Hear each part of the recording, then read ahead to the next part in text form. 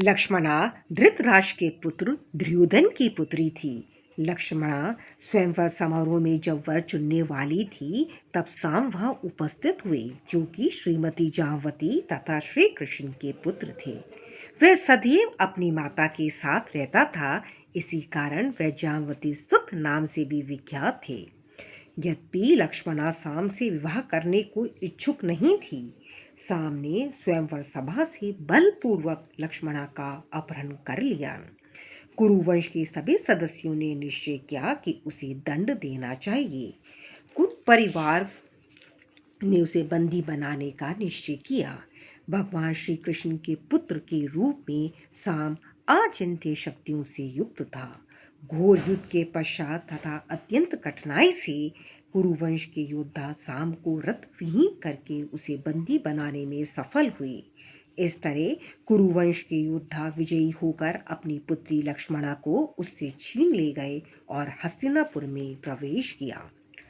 महर्षि नारद ने तत्काल ही यदुवंश को यह सूचना पहुंचाई कि शाम बंदी बना लिया गया है। भगवान श्री बलराम ने कुरु परिवार से कहा कि मेरे विचार में हमें अपने अच्छे संबंधों को बिगाड़ना नहीं चाहिए। हमें अनावश्यक युद्ध न करके अपनी मैत्री स्थिर रखनी चाहिए। अतएव कृपा शाम को तत्काल मुक्त कर दीजिए तथा उसकी पत्नी लक्ष्मणा सहित उसे मेरे समक्ष ले आइए।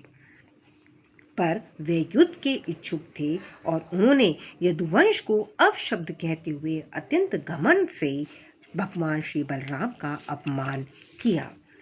भगवान श्री बलराम अत्यंत क्रूर थे। उन्हें देखकर ऐसा प्रतीत हुआ कि वे समस्त सृष्टि को जलाकर भस्म कर सकते हैं। वे दृढ़तापूर्वक खड़े हो गए और अपना हल अपने हाथ में पकड़कर उससे भूमि पर प्रहार करने लगे। इस प्रकार हस्तिनापुर का पूर्ण नगर पृथ्वी से विलग हो गया। तत्पश्चात भगवान श्री बलराम इस नगर को गंगा नदी की जलधारा की ओर घसीटने लगे। इस कारण पूरे हस्तिनापुर में ऐसा कंपन हुआ कि जैसा कि भूकंप आ गया हो, और ऐसा प्रतीत हुआ कि समस्त नगर छिन्न भिन्न हो जाएगा। जब कुरुवंश के समस्त सदस्यों ने देखा कि उनका नगर गंगा के जल में गिरने वाला है, और जब उन्होंने अपने नागरिकों को आर्तनाद सुना, तो तत्काल ही उनकी बुद्धि ठिकाने आ गई और वे समझ गए कि क्या हो रहा है। इस प्रकार एक क्षण का भी विलंब किए बिना वह अपनी पुत्री लक्ष्मणा को आगे ले आए। शाम ने लक्ष्मणा को हल ले जाने का प्रयास किया था। वह शाम को आगे करके उसके पीछे लक्ष्मणा को रखकर शाम को भी ले आए। श्री भगवान से क्षमा मांगने के लिए कुरुवंश के समस्त सदस्य भगवान श्री बलराम के समक्ष हाथ जोड़कर उपस्थित हुए।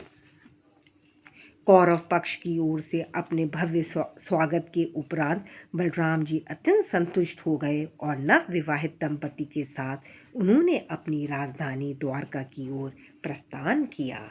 हरे कृष्णा।